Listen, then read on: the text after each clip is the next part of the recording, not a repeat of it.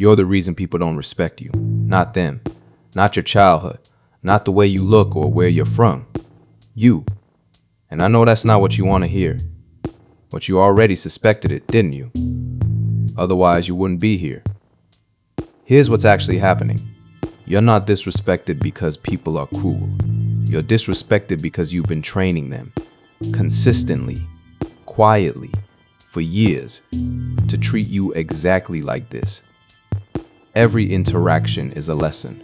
You decide what people learn. Think about the person in your life who commands a room without trying. Not the loudest, not the most aggressive, just the one people actually listen to. What are they doing differently?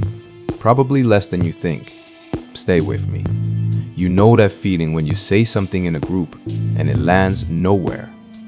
Then someone else says the exact same thing 10 minutes later and suddenly it's a great idea. That's not a coincidence. And it's not them. That's a signal problem. And you're the one broadcasting it. Here's where it gets specific. You replay conversations in your head at 2 a.m. The moment you should have said something and didn't. The comment that landed wrong and you laughed it off instead of addressing it. The boundary you meant to hold that quietly dissolved the second someone pushed back. You go above and beyond for certain people.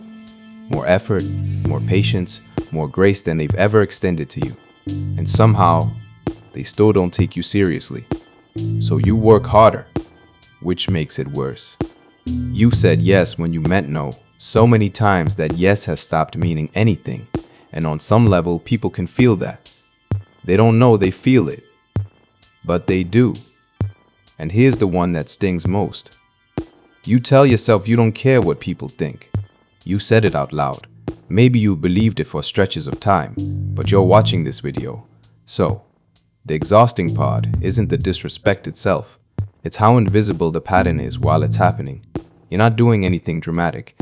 You're not being the pushover in some obvious, cartoonish way. You're over-explaining decisions nobody questioned. You're softening statements the second you feel any resistance. You're auditing the room mid-sentence, checking faces, adjusting your tone, shrinking just enough that nobody notices. At some point, we all became defense attorneys for our own completely reasonable choices. I can't make Saturday. My cousin is visiting. I haven't slept well. I have a thing. I'm technically deceased. Nobody asked for the full case file. But here we are. That habit, that constant low-level justification, it signals something. It says, I expect you to push back. I expect you not to take this at face value. I expect you not to take me at face value. And people will believe whatever you signal. Here's the thing nobody tells you. Nobody sat down and decided you weren't worth respecting. There was no meeting, no vote, no moment where someone looked at you and made a choice. It happened the way most things happen. Gradually, automatically, based on the information you gave them. Respect isn't granted, it's read. People scan you for signals, constantly, unconsciously, and they calibrate accordingly. Not because they're calculating, because that's just how humans process each other. There's actually a name for this. Once someone forms a behavioral expectation of you, they filter everything you do through it. Your wins get minimized. Your boundaries get tested. Not out of malice, out of pattern recognition. The longer that pattern runs, the harder it is to interrupt. Which means, the problem isn't who you are. It's what you've been consistently showing people. And that, unlike your face, your height, your history, is something you can change, starting with the next conversation you have. So, what does that actually look like? First, stop over-explaining. Every time you justify a decision nobody questioned, you're signaling that you expect pushback. You're pre-defending yourself against an attack that hasn't happened. Make the statement, then stop talking. Full stop. I can't make it is a complete sentence. You don't need to file supporting evidence. Second, let the silence sit.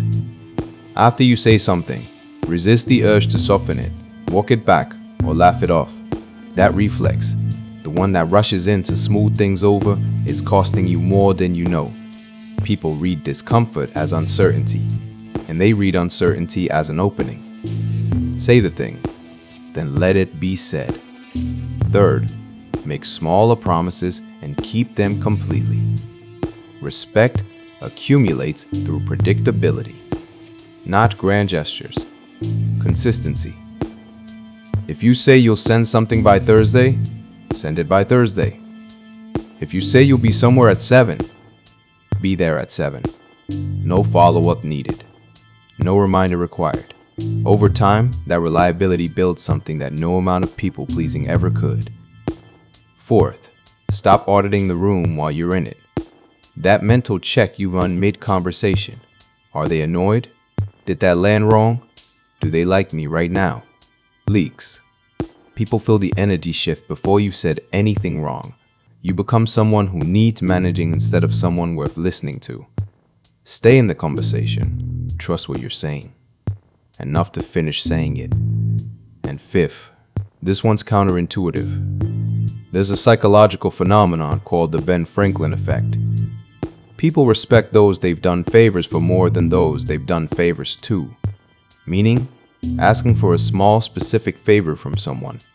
Not groveling, not over asking, just a direct, reasonable request actually raises how seriously they take you.